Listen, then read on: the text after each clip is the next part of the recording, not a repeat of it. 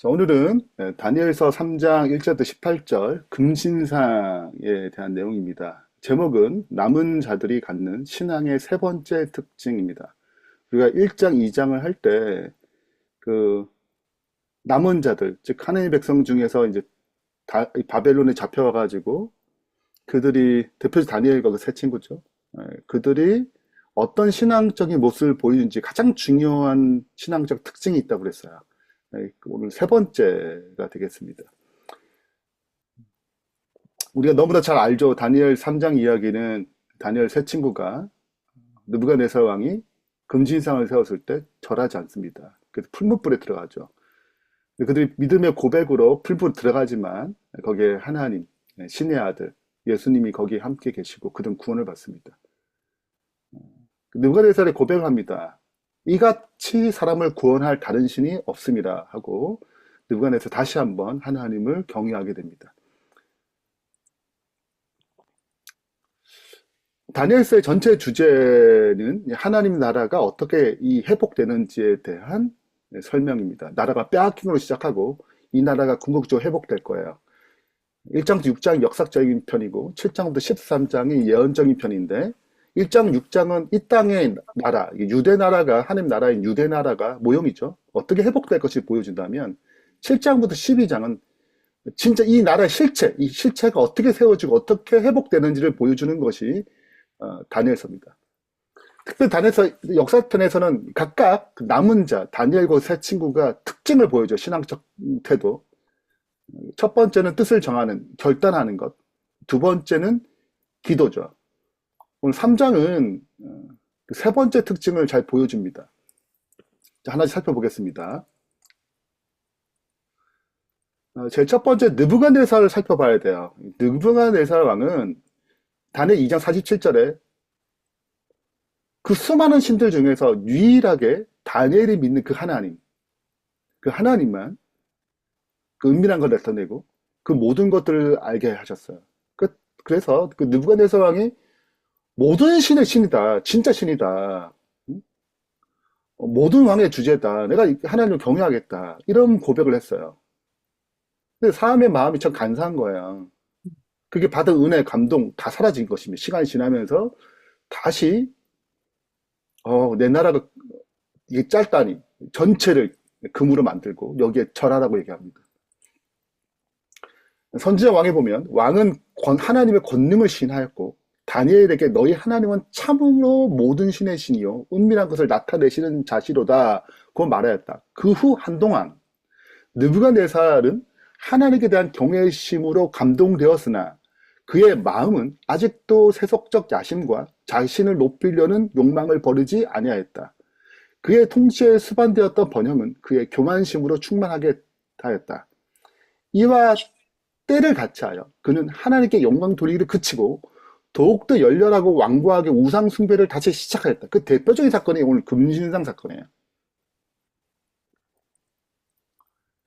그래서 우리가 이 교훈을 살펴본다면 우리의 마음도 느부갓네살과 똑같다는 거예요. 우리도 얼마나 자주 하나님의 은혜, 구원하신 능력을 잊어버리고 그 자리에 우상을 놓을 때가 참 많습니다. 우리 마음은 실은 우상 제조 공장이에요. 현대사에서 대표적인 우상들은 뭐 성공이 있겠고 돈이 있겠고 자아를 실현하는 것이 있을 수 있죠. 집착하는 것 이런 것들 언제든지 우상이 될 수 있는 것입니다. 이스라엘 백성이 광야 생활을 나오면서 그는 굉장히 놀라운 역사를 경험했어요. 홍해가 갈라지고 애굽이 하나님의 10가지 재앙으로 그들 심판받아가지고 광야에서 만나가 내리고 반석에서 물을 내고 늘 구름과 기둥이 그 광야 생활을 보호했어요. 하나님 현현이 아주 선명했습니다.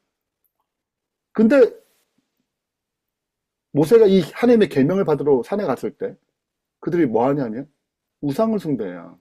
이것이 하나님이라고 얘기하고. 우리 마음은 그런 것 같아요. 하나님의 은혜와 능력을, 도우심을 쉽게 잊어버리고 망각하는 거죠.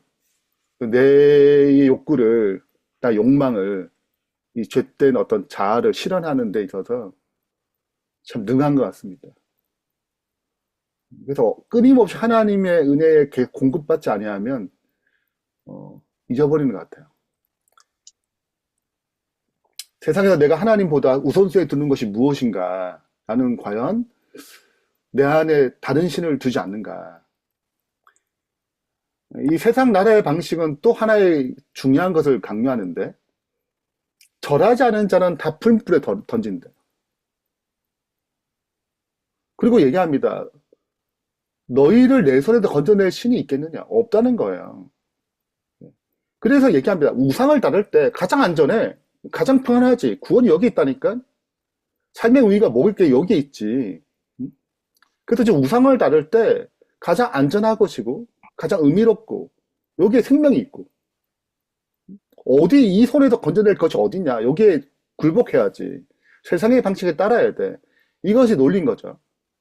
그래서 세상 사람들은 그렇게 살아야지, 어, 안전하고, 평안없고, 의미 있는 삶이라고 생각할 수 있어요.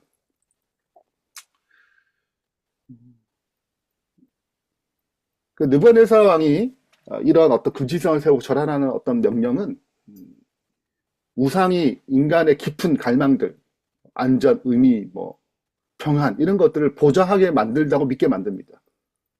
복음은 이 우상의 거짓임을 드러내는 것이죠. 그렇게 채울 수 없다는 거예요. 진짜 진실을 드러내는 것입니다.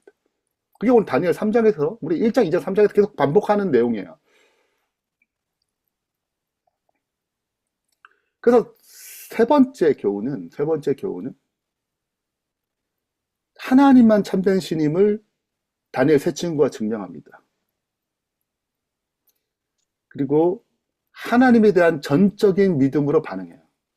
이것이 세 번째 특징입니다. 첫 번째 특징이 결단이에요. 여러분, 결단하지 않으면 어떤 삶의 변화가 일어나지 않아요. 하나님 편에 우리를 결단해야 되는 것입니다. 다니엘 세 친구가 여기서 결단한 거예요. 내가 절하지 않기로. 근데 두 번째 특징이 기도예요. 여러분, 우리가 아무리 결단해도 이 의지라는 것이 오래가지 않습니다. 연약해요. 그렇기 때문에 주님의 도움이 필요하거든요. 주님의 역사함이 필요한 거죠. 그 두 번째 특징이 기도인 것입니다. 세 번째 특징은 그래서 흔들지 않는 것입니다. 그걸 굳게 붙잡는 것. 전적인 신뢰. 그걸 다른 말 충성이라고 그러죠. 흔들리지 않는 믿음. 이렇게 고백합니다. 제일 유명한 고백이죠. 우리가 섬기는 하나님이 우리를 맹렬히 타는 풀무불 가운데서 능히 건져내시겠고. 그분은 그런 분이라는 거예요. 그리 아니하실지라도 괜찮다는 것입니다. 왕이여 우리가 왕이 세우신 금진상에게 왕의 신에게 절하지 않을 줄 아옵소서. 이 단순히 절의 문제가 아니에요. 신앙을 하겠다는 거죠. 그 신앙적 굴복이거든요. 저는 인간의 깊은 어떤 욕망들, 갈망들은 하나님, 창조주와 구원주만 채울 수 있어요. 우리를 창조하셨기 때문에 의미를 부여할 수 있어요. 그분 안에서는 진짜 참된 사랑, 참된 생명, 안전이 있는 것입니다. 진정한 평안이 여기 있는 거죠. 그래서 창조주와 죄로 파괴된 이런 문제들을 구원주만이 채울 수 있는 것입니다. 이것이 복음이에요. 그리고 여기에 대한 반응, 믿음인데 그 믿음은 상황과 결과에 상관없이 그분께 대한 전적인 신뢰를 요구합니다. 이랬다 저랬다 이런 게 아니에요. 그 믿음이 그런 게 아니죠. 전적인 신뢰를 요구하는 거예요.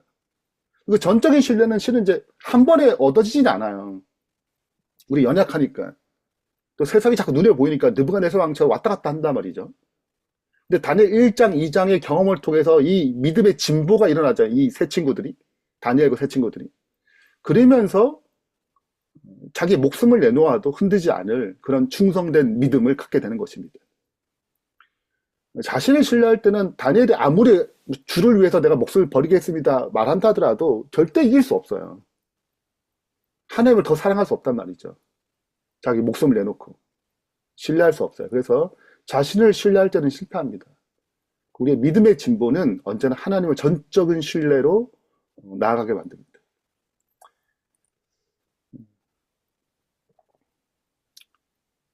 내 원대로 아닌 하나님의 원대로 그리 아니하실지라도 하나님을 전적이 신뢰할 수 있는가, 이런 믿음으로 우리가 성장하길 바랍니다. 이것이 하나님의 백성의 남은 자의 특징이에요. 우리가 내일 좀 살펴보겠지만 내일은 종말론과 같이 연결되어서 살펴볼 거예요. 다니엘 3장은 종말론과 깊이 연관되어 있는 모습을 갖고 있습니다. 그래서 오늘 우리의 믿음이, 우리의 신앙이 이런 흔들리지 않는 믿음으로, 전적인 신뢰로, 충성된 믿음으로 나아가길 바라면서 말씀 마치겠습니다.